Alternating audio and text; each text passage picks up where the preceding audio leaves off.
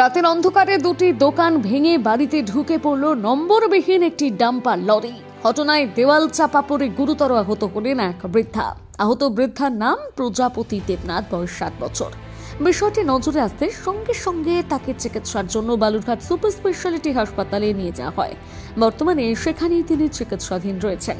বৃহস্পতিবার রাতে ওই ডাম্পার চালককে ধরে ফেলে স্থানীয়রা। পরে পতিরাম থানার পুলিশ এসে গাড়ির চালককে উদ্ধার করে নিয়ে যায়। চাঞ্চল্যকর ঘটনাটি ঘটেছে দক্ষিণ দিনাজপুর জেলার পতিরাম থানার পাগলিগঞ্জ এলাকায়। এদিকে শুক্রবার পতিরাম থানার পুলিশ ডাম্পারের লরিটিকে উদ্ধার করতে এলে স্থানীয় বাসিন্দাদের বিক্ষোভের মুখে পড়ে। স্থানীয় বাসিন্দাদের অভিযোগ, আগে লরির মালিক এসে ক্ষতিপূরণ দেবে, তারপর লরি নিয়ে যাবে। এদিকে আটক ডাম্পার লরিটির কোনো নাম্বার প্লেট নেই। এই জায়গা থেকে পুলিশ ও স্থানীয়দের প্রাথমিক অনুমান, বেআইনি বালি বা মাটি পাচারে এই ডাম্পারটি ব্যবহার করা হয়। এই বিষয়ে স্থানীয় বাসিন্দা নেপাল বর্মন জানান, আজকে 2:30টার দিকে এই দুর্ঘটনা। মালিক না আসা অব্দি আমরা মিউচুয়াল করবো না, থানা কেস কাভারি করবো না। মালিক আসবে, এখানে মিউচুয়াল হবে, তারপর আমরা গাড়ি ছাড়বো। আপনারা কি চাইছেন? মিউচুয়াল ক্ষতিপূরণ আমরা দেবো। পুলিশ তো গাড়ি দিতে এসছে, আপনারা কি গাড়ি দিতে রাজি আছেন? না, গাড়ি দেবো না, ক্ষতিপূরণ এখানে দেবে, তারপর গাড়ি যাবে। কি মনে করছেন, গাড়ির নাম্বার প্লেট নেই?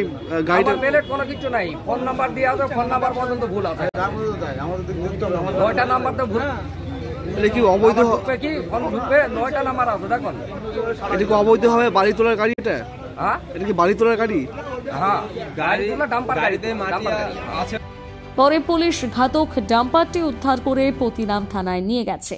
কিভাবে পথ দুর্ঘটনাটি ঘটল তা খতিয়ে দেখছে পতিরাম থানার পুলিশ। এই বিষয়ে পতিরাম গ্রাম পঞ্চায়েতের মেম্বার চন্দন সরকার জানান, আমি তো ঘটনাস্থলে এখন দেখছি যে ডাম্পার একটা বাড়ির মধ্যে ঢুকে গেছে।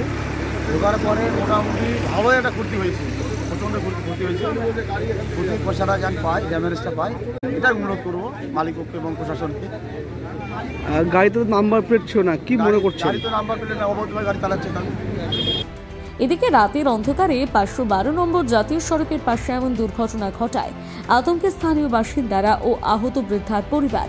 এই প্রসঙ্গে আহত বৃদ্ধার পরিবারের ছেলে গোলাপ দেবনাথ বলেন, কালকে আড়াইটা থেকে 3:45টার মধ্যে আমি ঘুমাইছিলাম। আমরা 2:30 থেকে 3:45 হবে, গাড়িটা আসে, দোকানটা ভেঙে একদম দোকান ভেঙেছে, 2টা দোকান ভেঙেছে, আমার বাড়ি ভেঙেছে এবং আমার মা যে ঘরে শুয়েছিল সে চাপা পড়েছে নিচে। মাকে আমি নিয়ে হসপিটালে ভর্তি করছি, বালুঘাট হসপিটালে ভর্তি করছি। ডাক্তার দেখবে, এখন ভর্তি আছে মা। আমি চাইছি যে গাড়িটা ঢুকে আমার যে ক্ষতিগুলো হলো, আমি এই ব্যবসা দিয়ে চলি, আমার এই দোকানটার উপরে আমার সংসারটা চলে, এই করে খাই আমরা। এখানে এত জিনিসপত্র, এত দোকানের মাল এবং বাড়ি সবটা ভেঙে দিল। আমি ন্যায্য বিচারটা চাই, আমি চাই আমার ক্ষতিপূরণটা দেওয়া হোক। আমি এই ক্ষতিপূরণ ছাড়া আমার এই চলা মুশকিল, আমি ক্ষতিপূরণ না পেলে আমি চলতে পারবো। বালুরঘাট থেকে রিপন ভৌমিকের প্রতিবেদন, নিউজ টুডে।